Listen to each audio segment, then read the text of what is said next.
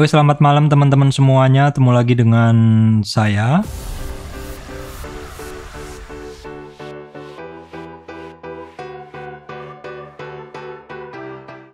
Pada kesempatan kali ini, saya akan mencoba mencatat apa yang sudah barusan saya refresh untuk pelajaran. Ini tentang Fibonacci, teman-teman. Trend base Fibonacci. Jadi setiap habis belajar saya mesti harus praktek supaya nggak lupa juga seperti itu. Ini kita akan melihat trend base dari Fibonacci di area sini saja, teman-teman ya. Oke, jadi untuk trend base ini kita harus bisa mengebaca trennya. Jadi di sini saya coba mengecek di sini, teman-teman. Oke, dalam tren ini teman-teman bisa melihat bahwa tren harus di break ya. Ini bisa juga ini. Atau ini juga bisa. Kalau ini kan belum. Kalau ini trennya di break tapi kan dia naik lagi. Jadi tren yang di break adalah ini. Nah, jadi kalau kita melihat dalam tren naik ini, tren kan dibentuk oleh dua titik ya. 1, 2, 3, 4, 5 ini. Ada sekitar berapa titik yang ngebentuk dari tren naik itu. Nah, tren ini di break ya di area sini. Sehingga area itu valid untuk kita tarik. Di sini adalah swing low-nya, ini swing high-nya. Jadi ini adalah Fibonacci berdasarkan trend base atau berdasarkan tren. Kalau sebelumnya berdasarkan swing low, swing high aja, memang bisa, tetapi kadang kita akan ketemu banyak sekali tren. Nah, supaya lebih tepat, lebih presisi seperti itu, maka kita bisa gunakan trend base ya, teman-teman. Trend base syaratnya teman-teman harus menemukan trennya dulu. Kemudian yang kedua syaratnya trennya harus di break. Ini kan tren naiknya yang terbentuk dua titik ini dan di break di sini. Sehingga tren ini di break sehingga dia koreksi turun ya. Nah, oke. Tren udah kita temukan. Lalu kita tarik Fibo-nya, masih sama cara menariknya memang seperti itu sama. Dari sini ke sini. Nah, di sini kita bisa mengetahui bahwa dalam pergerakan tren naik ini, dalam tren base ini, terjadi penembusan tren di sini. Karena terjadi penembusan tren di sini, kita tentukan ini adalah swing low dan swing high berdasarkan tren base-nya. Maka kemudian ini barang koreksi di sini, ya. Koreksi di 23 sampai 38. Nah, saya bersihkan dulu. Dari pergerakan naiknya ini dia terkoreksi sampai 38 dan mantul. Nah, pantulannya ini kan awalnya ini tren naiknya. Terus dia mantul turun ke bawah.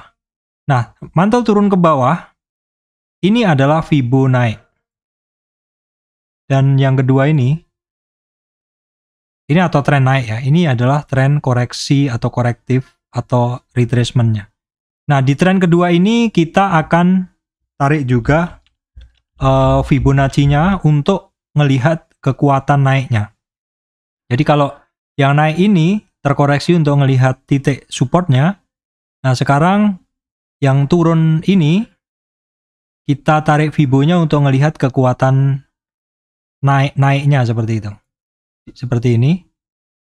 Nah, pantulannya kan dia di sini pantulannya. Yang ini saya panjangkan supaya tidak mengganggu skalanya. Di sini kita bisa ngelihat bahwa dalam tren naik ini terkoreksi sampai 23. Maksud saya terkoreksi sampai 38 dan dia ngebentuk tren naik lagi kecil. Nah, tren naik ini adalah yang Fibonacci yang kecil ini. Kita lihat pergerakan naiknya dalam tren kecil itu mantul di berapa? Bahwa pada saat turun dia rebound atau mantul di 38 sehingga terbentuk tren seperti ini dan kemudian naik ke atas. Kita pantau Fibo yang kecil. Fibo yang kecil ya. Nah, setelah Fibo yang kecil kebentuk seperti ini, kita coba ukur kenaikannya itu dia ada di. Nah, di sini teman-teman bisa ngelihat kenaikan dia itu ada di 23, 38, 50, 61. Tetapi dia nggak kuat, sehingga dia breakdown dari 38. Jadi kalau kita bentuk, gambarnya dia seperti ini, naik ya. Itu di sini puncaknya, terus turun. Nah, pada saat turun itu, kan seperti ini. Pada saat turun itu dia mantul di 38 retracement di sini. Nah, titik pantulan ini kita juga ukur kenaikannya. Jadi ada 2 fibo, teman-teman. Kenaikannya ternyata sampai 61. Perhatikan di sini 61, dan sampai 61 dia nggak kuat turun, sehingga terjadi penembusan support yang sebelumnya pernah menjadi titik pantulnya dia. Nah, kalau seperti ini, dia tidak kuat closing di 38, itu dia ada target ke 61, yaitu di sini. Target ke 61. Nah, di 61 ini misal pun dia nanti naik, itu target minimalnya ada di 38. Sebenarnya ini juga sudah sering saya bahas, cuman ya mungkin ini perlu saya refresh lagi, karena saya udah jarang membahas Fibonacci seperti itu. Jadi bisa jadi pula kalau misalkan dia tembus langsung dari 38 ini, bisa langsung ke 61 tanpa konsolidasi di 50, bisa pula. Atau misalkan bila dia rebound di 38 tetapi nanti rebound di 38 dan sampai 61 di sini, 61 dia pantul lagi, itu dia ada dan mantul dan dia nggak kuat lagi, maksud saya nembus support sebelumnya, itu bisa turun lagi, sehingga kita gunakan support yang ini, dimana supportnya ada di 61, bisa sampai ke situ. Terus nanti apabila dia rebound, perhatikan lagi di 38. Sebenarnya ini sudah sering saya bahas juga, cuman di sini saya coba untuk refresh. Jadi di sini dengan menggunakan Fibonacci seperti ini teman-teman itu jadi lebih sadar diri seperti itu. Sehingga ketika teman-teman ngelihat nih BRI lari sini nih,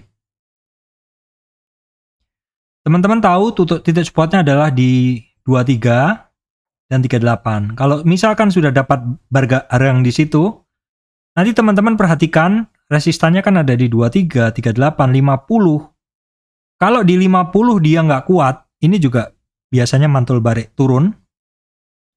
Ya, turun bisa tembus lagi di supportnya, bisa pula nggak. Tergantung pada saat dia berada di support itu pasti kita lihat. Jadi di Fibo ini support resist memang berlaku 2 hal. Selalu dilihat support resistnya tembus nggak, seperti itu. Itu penting sekali, makanya kenapa resistan dan support-support ini perlu kita cek sering-sering.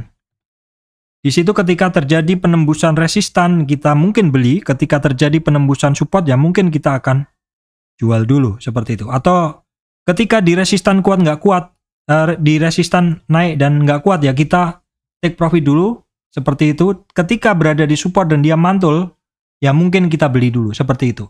Itu adalah if dan then yang berlaku di dalam trading menggunakan Fibonacci.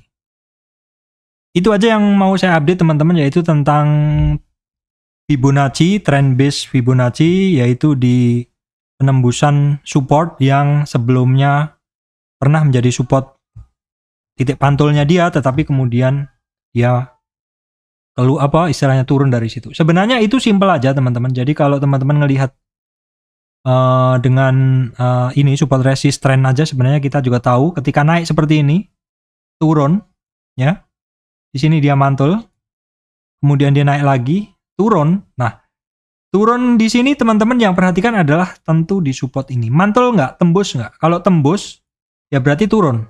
Kalau mantul, ya mungkin berarti dia supportnya kuat. Yang jadi masalahnya adalah kalau teman-teman tidak menggunakan Fibonacci, maka teman-teman di sini nggak tahu di mana kira-kira sih saya harus mencegat ini barang, di mana kira-kira saya harus menjual ini barang seperti itu. Jadi Fibonacci ini sebenarnya membuat Anda ini menjadi trader yang realistis. Antri berada di mana, dan ketika deket di titik berapa, teman-teman ngelihat candlenya seperti apa, teman-teman harus take profit seperti itu. Dan ketika berada di support nggak tembus, ya teman-teman harus beraksi seperti itu. Saya semenjak menggunakan Fibonacci, saya menjadi trader yang lebih rasional dalam antri dan juga dalam take profit. Sehingga saya terlindungi dari yang namanya ketakutan berlebihan, nggak berani beli padahal udah disupport dan mantul. Dan juga saya terlindungi dari yang namanya greedy.